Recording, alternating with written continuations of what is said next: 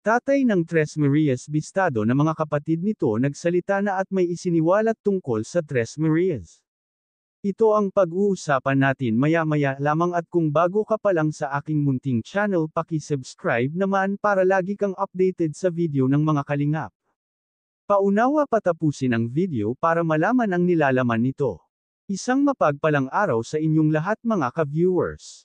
Marami ang nahihiwagaan sa ama ng Tres Marias. Dahil sa tuwing darating ang mga Team Kalingap ay agad itong umaalis ng bahay para magtago.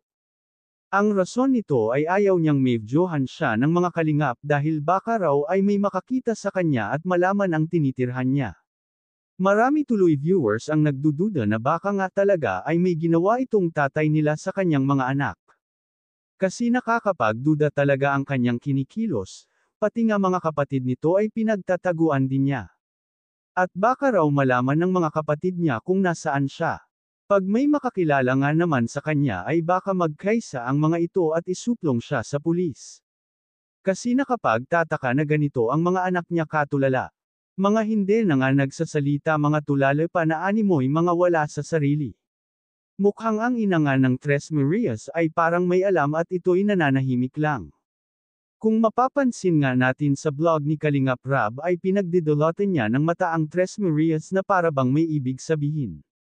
Maganda sana na malaman ito ng mga kapatid ni tatay para sila ang makapagsabi kung ano ba talaga ang nangyari sa Tres Marias na ito. Dahil itong Tres Marias na ito ay ayaw magsalita kaya malabo na kung may problema man ang mga ito ay hindi ito magsasabi.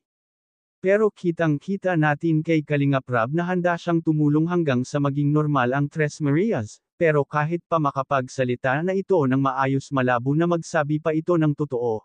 Hanggang dito na lang ang update ko mga ka-viewers, huwag natin kalimutan suportahan ang ama ng Kalingap na si Val Santos Matubang at ang kanyang anak na si Kalingap Rab at ang munting channel kong ito. Maraming salamat po, God bless sa inyong lahat.